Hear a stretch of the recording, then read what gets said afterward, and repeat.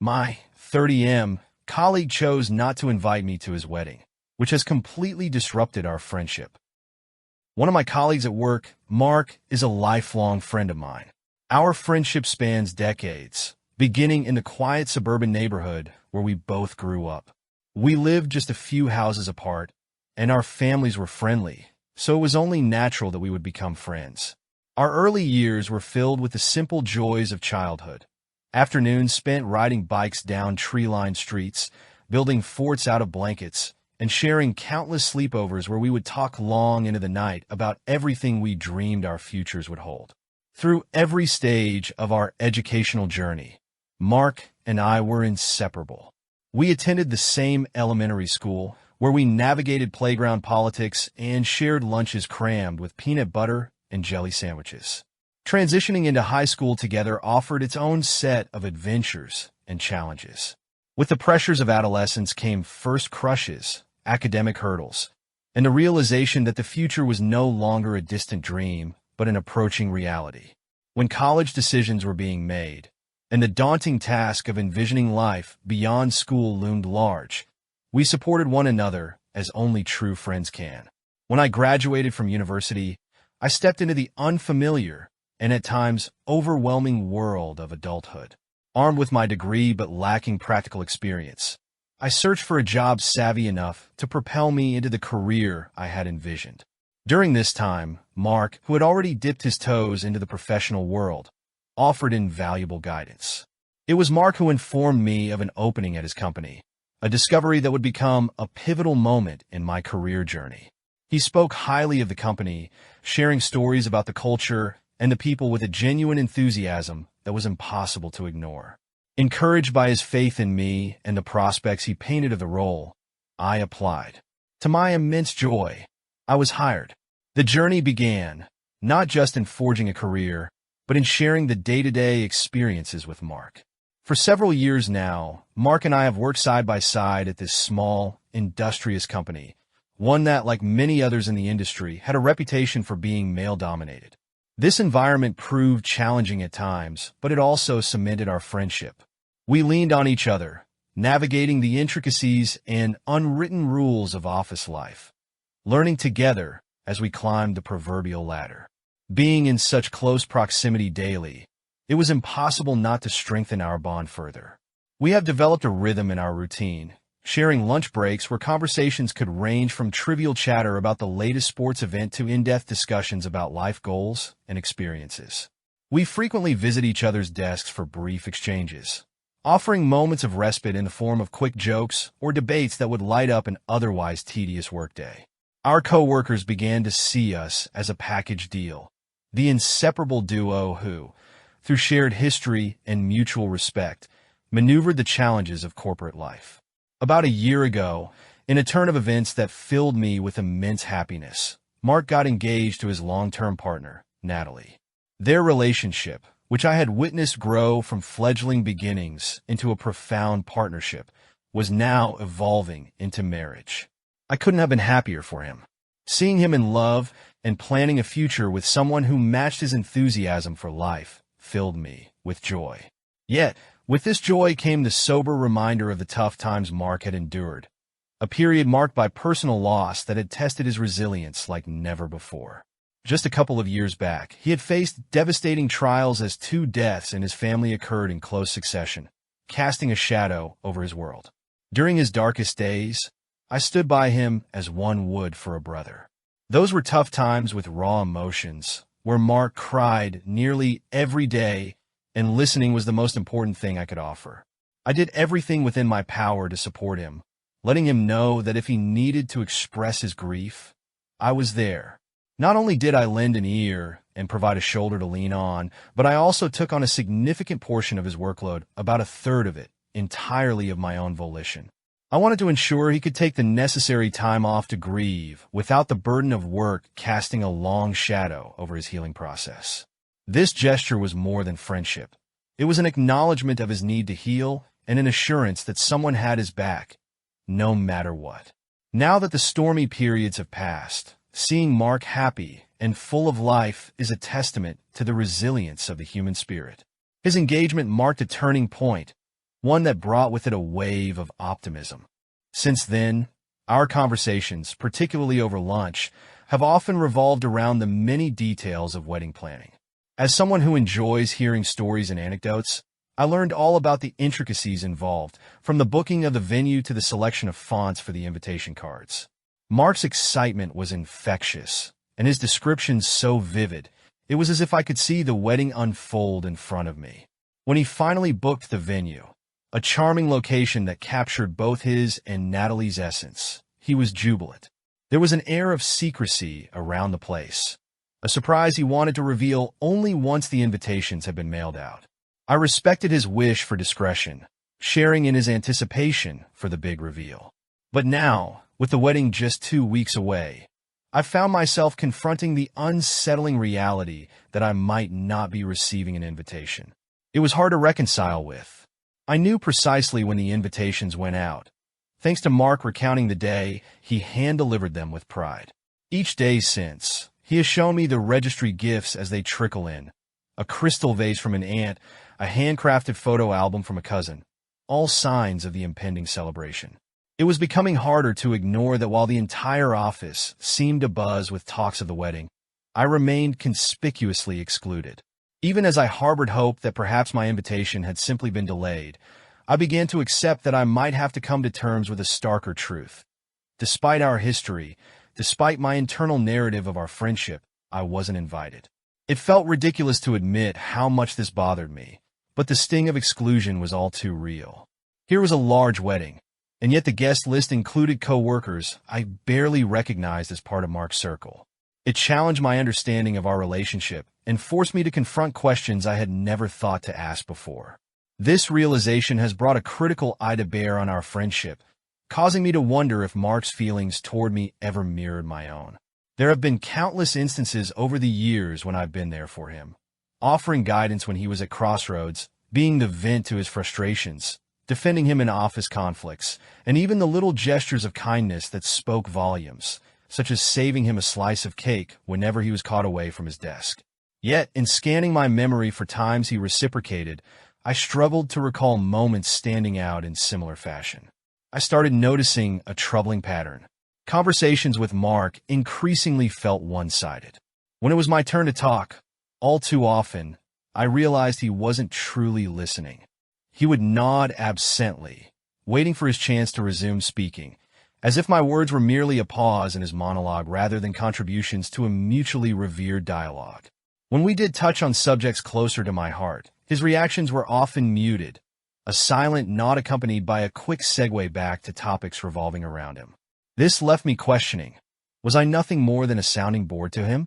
Could it be that the person I considered a confidant and ally was indifferent to the essence of who I am, content merely because I provided an audience?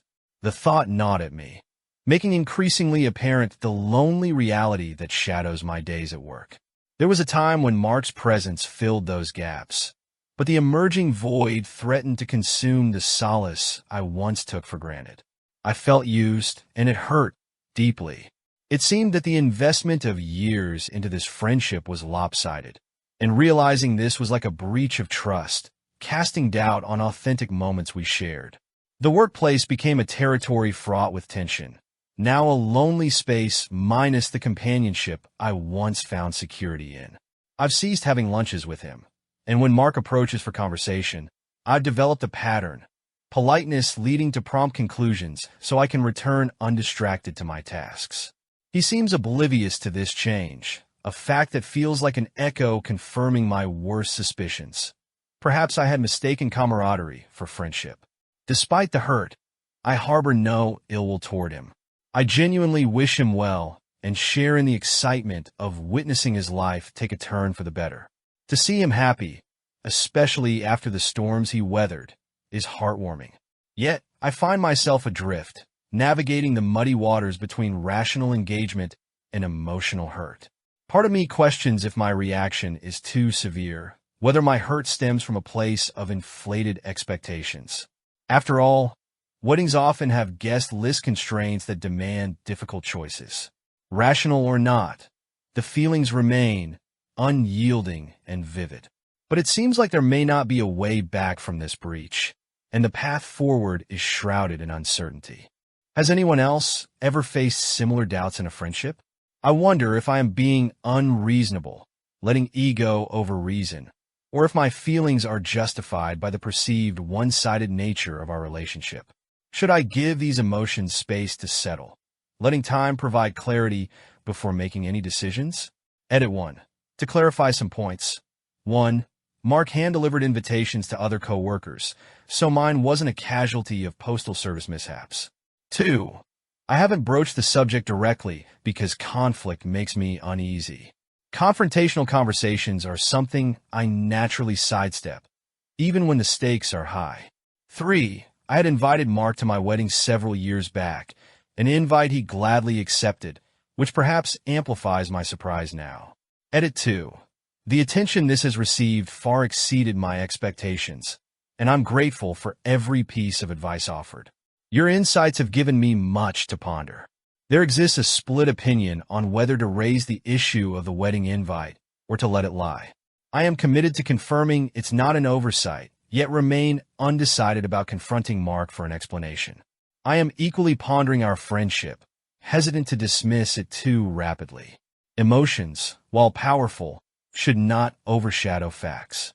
If the friendship proves to be unbalanced, I will take it as a life lesson, recognizing that genuine relationships are founded on mutual give and take. On the contrary, if I find it worth preserving, I will strive to manage it effectively. The overarching challenge I face lies in addressing confrontation within personal relationships, something comments have illuminated clearly. I have, historically, stepped back from companionships that proved painful rather than tackling them, an avoidance not entirely fair to myself. Discomfort in confrontations is something I still grapple with. There's a visceral response I encounter, dry mouth shaking, with thoughts scrambling under pressure. Acknowledging my limitations in addressing even straightforward inquiries with friends signals an area of my life requiring improvement. I plan to tackle this head-on. As developments unfold, I will keep you updated. Your guidance is invaluable, and for that, I extend a sincere thank you. TLDR, my best work friend, regarded as a lifelong companion, didn't invite me to his wedding, prompting me to reassess the nature of our friendship. The exclusion has left me hurt, questioning whether our relationship is truly reciprocal or centered around him, and feeling lost and unsure of a path forward. It took me several days to mull over the best way to approach the situation. As someone who prefers to think things through, I wanted to ensure that I tackled this delicate issue with sensitivity and careful consideration. Finally, during lunch yesterday, I decided it was time to have the conversation. I started off quietly, attempting to gauge her mood before diving into what had been weighing heavily on my mind. You've sent out all your invitations by now, right? I asked, trying to sound as casual as possible. Her immediate look of panic was unmistakable, a flash of terror that passed quickly but was enough to give her away. It was clear she hadn't anticipated this conversation, which left me feeling both apprehensive and oddly vindicated. When she confirmed that they had been sent, I gently inquired if that meant she could now share with me the choice of venue for the ceremony. What followed was a meticulous walkthrough of the place she had chosen, complete with an eager and detailed presentation. She pulled up the website of the venue on her phone, displaying a series of pictures that depicted a serene country hotel nestled amidst lush, rolling hills. The place had a quaint garden with winding, cobblestone paths and a particularly charming gazebo, perfect for dreamy wedding photos. She enthusiastically described the setup for the ceremony, pointing out where the reception would unfold, where guests would mingle, and the spots chosen for capturing memories.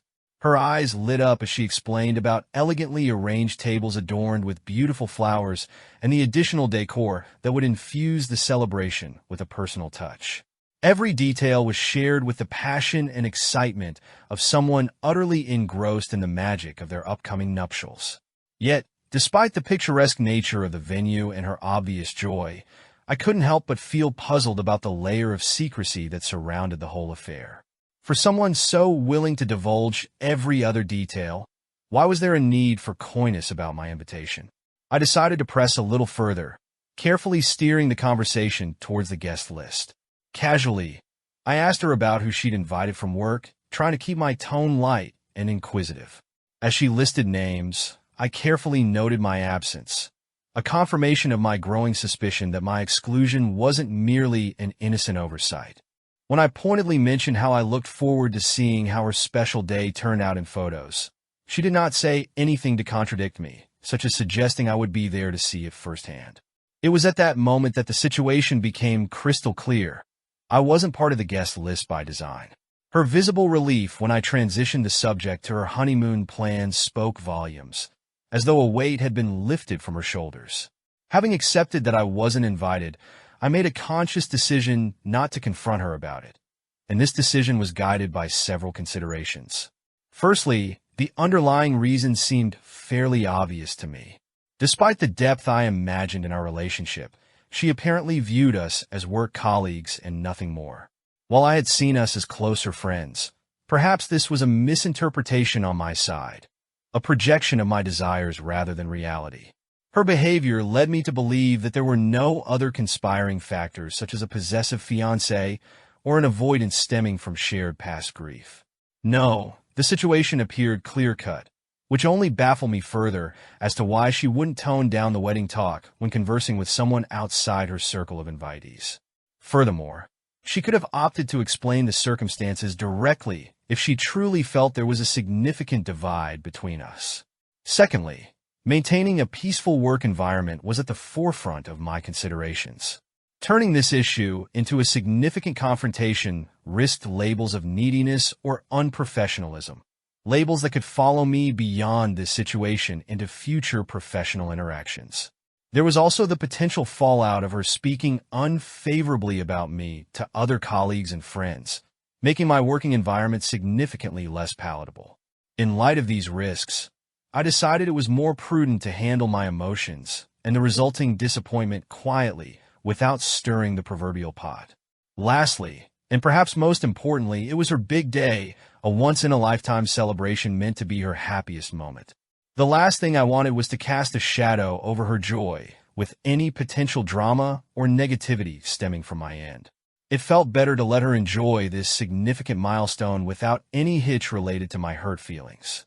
As I reflected on all of this, oddly, I found myself genuinely okay with not being invited. The real heart of the issue was not the tangible invitation. Rather, it was a hard lesson in my own naivety, realizing that I had unintentionally invested too much in a relationship without solid grounding. To give her credit, she never ostensibly promised to be more than a colleague or working acquaintance. The disappointment lay not so much with her as with my misjudgment in gauging the closeness of our relationship. Reflecting on our earlier conversation helped clarify my thoughts and emotions, allowing me to approach work the next Monday with a newfound emotional detachment and a serene acceptance of the reality at hand. Delving deeper into our past interactions, even outside the context of the wedding, brought to light behavior I had previously overlooked. It became glaringly obvious that she leaned towards self-centeredness and entitlement. These traits, as frustrating as they were to acknowledge, were not newly formed due to her bridal journey. Rather, this event served to highlight aspects of her personality I had either ignored or downplayed. Furthermore, she had never stepped forward to reciprocate when I found myself in moments of need, despite my willingness to assist her whenever possible, even lightening her workload without hesitation. With this newfound clarity, I began viewing her through a different lens, one where her pricklier traits were now unavoidable and made our once-held camaraderie less appealing with each passing day. Putting some emotional distance between us, I finally felt free to move on. The imposed space seemed mutual, as she neither commented on nor reacted to our growing distance. Perhaps she welcomed it. Moving forward, I resolved to continue along this path, allowing our relationship to evolve naturally. Should she choose to address the growing divide or seek to reignite our former connection, then and only then will I open up and express my true feelings candidly. But if we naturally drift apart, well, that's just as well. Losing what I had thought was a friendship was a sad conclusion, requiring adjustment and giving myself the grace to accept change. Yet, there is a silver lining. I am fortunate to have real friends and caring colleagues whose presence in my life I can cherish and nourish moving forward. From my initial post, a stark takeaway emerged. The time had come to conquer my fear of confrontation. Delaying such discussions only risks allowing minor issues to burgeon into major grievances that might have been avoided with an earlier conversation. I began to realize how crucial it was to learn the art of engaging in difficult conversations without succumbing to the overwhelming anxiety that tended to stifle my voice and weaken the sincerity of my messages. In response to advice emphasizing growth, I immediately acquired recommended assertiveness books such as Nonviolent Communication by Marshall Rosenberg, When I Say No, I Feel Guilty by Manuel J. Smith, and Why Men Love Bitches by Sherry Argov. I am also seriously considering engaging in coaching or therapy sessions as a means of self-improvement, not only to manage my own behavior, but also to avoid unintentionally causing hurt to others by bottling up my true feelings. For everyone who didn't shy away from pointing out these core issues, I extend my deepest gratitude. On some level, I was aware of my limitations but quietly resigned to them being unchangeable aspects of my personality. The straightforwardness and insight you provided showed me otherwise, illuminating a path for personal growth, making me aware of the power I wield in reshaping my future interactions and relationships.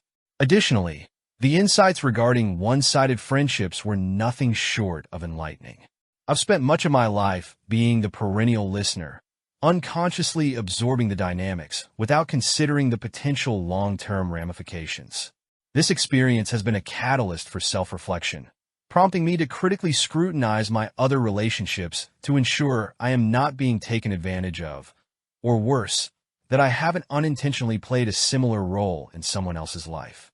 Of course, there remains ample room for improvement, setting boundaries where necessary and deepening connections where it truly matters. Through this lens, I have gained invaluable knowledge about preserving healthy relationships and am eternally grateful for the clarity and insight I've received. TLDR, I wasn't invited to a friend's wedding, leading to the realization that our friendship was likely over, and I'm surprisingly okay with that. Moving forward, I'm focusing on becoming more assertive and maintaining healthier, reciprocal relationships. Through this experience, I've learned valuable lessons about the dynamics of two-sided friendships. Edit. For those inquiring, the recommended books are Nonviolent Communication by Marshall Rosenberg, When I Say No, I Feel Guilty by Manuel J. Smith, and Why Men Love Bitches by Sherry Argov.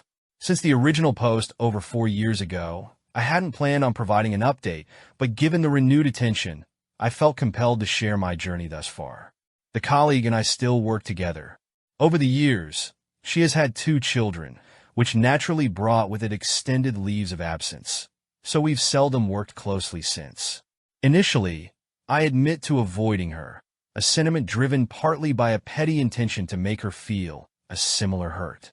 Ironically, it seems she didn't even register the effort on my part, rendering it a futile, self-serving exercise.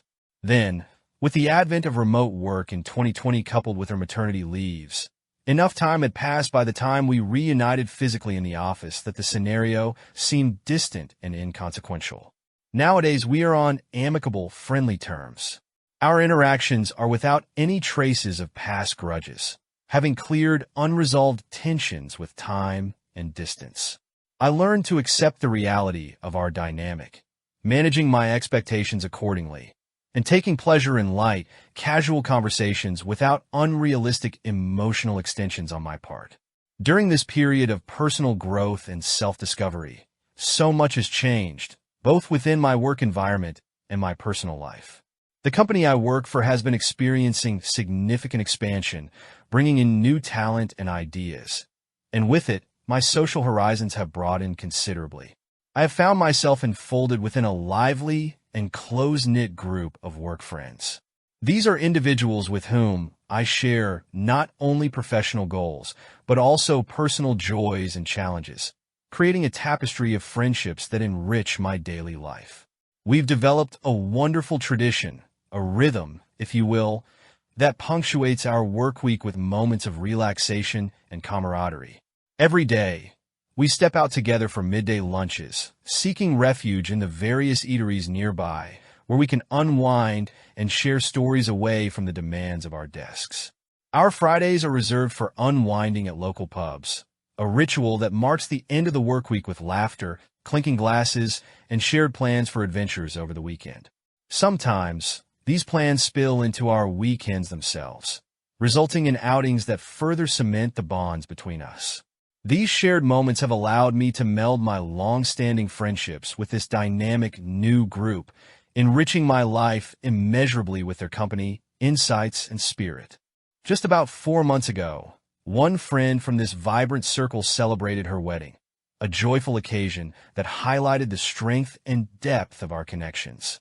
Not only did she extend a heartfelt invitation to me for her wedding day, but she also included me in her hen, bachelorette, party festivities, an intimate gathering of her closest friends. It felt incredibly special to be part of these significant moments in her life, celebrating love and friendship in such a personal setting. When the day of the wedding arrived, amidst the joyful chaos and clinking glasses, I found myself in a photo shoot with the bride and the other workmates she considered part of her cherished circle, capturing the essence of our camaraderie. At one point, after a few cheerful drinks, she pulled me in for a hug, kissed my cheek, and told me how delighted she was to have me there sharing in her joy. It was one of those poignant moments that underscored the depth of our friendship, providing me with lasting warmth and affirmation of our bond. Adding to this chapter of joyful events, another friend from our close-knit group recently got engaged. Although their wedding is scheduled for the future, I've already received a heartwarming, informal invite to it. This gesture of inclusion feels uplifting, further cementing my place within this new network of friendships. It is a beautiful and fulfilling experience to feel wanted and cherished, knowing that my presence is valued and celebrated among such an amazing group of people. In contrast, my former close colleague, the one I once supported tirelessly through thick and thin, seems to have shifted her orbit towards another confidant for her work-related concerns. On days when she feels upset or stressed, she no longer seeks me out for solace or comfort, choosing instead to confide in someone else who now fulfills the role of her emotional anchor. Surprisingly, this transition has been liberating for me. No longer burdened by the emotional labor of being her go-to support system, I can now focus more on my own needs and priorities, freeing up mental and emotional space that had been heavily occupied in the past. Reflecting on my journey, particularly addressing my tendency to be too accommodating or a doormat in relationships, I take pride in acknowledging how significantly I've evolved. Aging, as it turns out, brings its own wisdom, a gradual realization of self-worth and assurance that comes with experience. Turning 30 was a milestone that ushered in newfound confidence and an overarching sense of peace with myself. Through the years, I've incrementally built my self-assurance, shedding old fears of letting others down. I no longer feel compelled to overcompensate by taking on more than I can comfortably manage. Eventually, the truth trickled in, that I am a genuinely good friend who offers sincere and meaningful support. Meeting people who genuinely appreciate who I am has made all the difference. They provide the reassurance and confidence necessary for me to embrace and express my authentic self. With each interaction, I've grown more accustomed to voicing my thoughts and feelings, starting with small steps and progressing to more significant expressions of self. Each successful exchange bolstered my courage, transforming the process into a source of liberation rather than fear. Expressing my true self, with the trust that my genuine friends would continue to stand by me, is an empowering realization. Although life hasn't thrown major dramas my way recently, I am optimistic and feel prepared to handle any that might surface with newfound resilience and grace. As I've looked back on my journey and the lessons it has imparted, several people have approached me, seeking guidance on navigating their own paths. Reflecting on my experiences, here's what I've gathered. Balanced friendships are key. It is essential to maintain a healthy balance of give and take in any friendship. Regularly stepping back to evaluate the balance can be eye-opening. Who reached out most recently? Who typically initiates plans? If separated, who makes the effort to close the gap? When conversing, who tends to share more? and when in need, who reliably steps forward to aid you, as you do for them. Regularly assessing the equilibrium in your friendships is beneficial for both parties. You shouldn't always take without giving, and being the perpetual giver can lead to burnout. It's essential to understand that during challenging times, friends may need more support, which is perfectly natural as long as roles can shift when circumstances demand. Understand the diverse nature of friendships. Not all friendships are meant to be deep or enduring. Some are light and occasional, serving a specific phase in life or purpose. Accepting this diversity and recognizing the value in less demanding connections is vital. These friendships may bring joy, laughter, and pleasant company without expectations of depth. When paths eventually diverge, the result is gently felt rather than disruptive. Choose where to give your all judiciously. Investing deeply in a select few who have earned your trust and affection becomes critical. Such bonds, when chosen wisely, are profound and vastly rewarding. If grieving a friendship with someone who rarely, if ever, reciprocates, understand that healing takes time. Despite the painful and sometimes embarrassing nature of the experience, recognize that true friends are never far away. Appreciate genuine connections and give yourself grace and patience through the healing process. TLDR, I'm on good terms with a colleague again, have discovered new, meaningful friendships at work, and am grateful for the lessons learned in being a considerate and caring friend while taking better care of myself. Edit. For those asking, the recommended books are Nonviolent Communication by Marshall Rosenberg, When I Say No, I Feel Guilty by Manuel J. Smith, and Why Men Love Bitches by Sherry Argov. Since writing the original post over 4 years ago, I hadn't intended to provide an update, yet the recent renewed interest has prompted me to share my ongoing journey. The colleague and I still work together. Over time, she has welcomed 2 beautiful children into her life, naturally bringing with it several maternity leaves. Consequently, we've spent less time together, with her commitments shifting and absent for extended periods. In the early days, I admit to intentionally avoiding her, a sentiment born from pain and the hope that she might somehow sense the hurt she had caused. Ironically, the effort proved futile as she appeared unaffected, leaving me to realize the pettiness of my actions. Then, with the onset of 2020 and the rise of remote work, coupled with her further maternity leaves, by the time we physically reunited in the same office space, the past grievances felt distant and inconsequential. Today, we maintain amicable, cordial relations sans any lingering grudges. I have accepted the reality and dynamic of our relationship, managing my expectations accordingly and feeling comfortable engaging in light, friendly conversations without overextending emotionally.